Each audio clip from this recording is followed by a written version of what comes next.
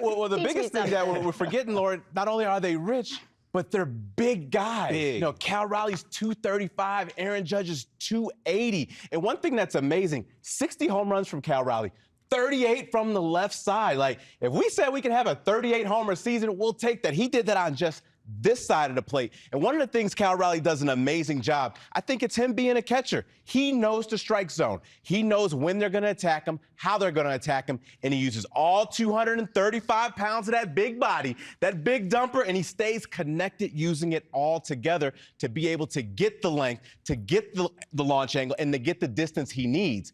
Now, on the right side, when you got 6'8", 280, someone that knows the strike zone as well as this man does, 120-plus walks in back-to-back years, you talk about you're not going to get a lot of pitches to hit. How do you do that and walk as much as Aaron Judge does? Well, I think the first thing that is going to work for him is ABS this year, because for years he's fought this pitch down beneath his knees where catchers, we talked about in the last segment, where they would frame it. Now they have to bring that ball up to him. It also has brought the top of his zone down, which is weird because he's 6'8". You would think his zone got larger, but it actually got smaller. It came up and then it came down. But one thing that I love about Aaron Judge, and any big hitter with power, they don't care about the short side of the field, meaning to the pull side. He gets his hands back there and he just rocks back on that backside, which gives him all the time. And you see the way he approaches the ball. It's always from the inside out. And unlike most guys, we talking about launch angle. Most guys, you're taught to traditionally swing down. But at 6'8", he's one that can actually get away with what they call out, that he's not dumping the barrel, but he's dropping the barrel back behind the zone and being able to make contact like this. Where he struggles is when they start pitching them in.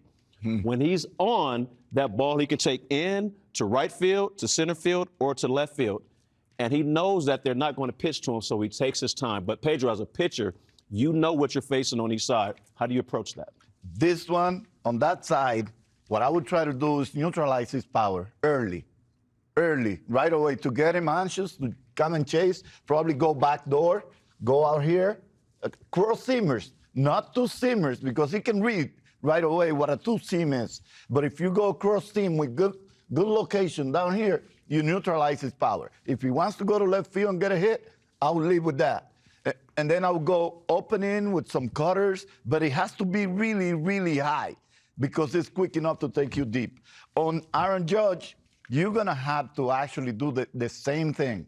And height for Aaron Judge is right here. A lot of two-seamers close to him so that you can use the outside corner with cutters, sweepers, and slider so that he can see the strike zone like it's going to be there, start to chase, and that thing goes. If not, you're going to be in trouble a long time if you think that high is right here. I was just going to ask, how difficult is for a pitcher that this is high, but for a Judge, that's just above the belt. That's just like, you got to go right there. How hard is it to say I have to throw it up at his shoulders for anyone else? With movement, too. With movement. It's not just straight. It's with movement. Because he'll clip you. You get him up there, he'll take those hands. Pedro, you to Judge 10 plate appearances. How many hits is he getting out of 10?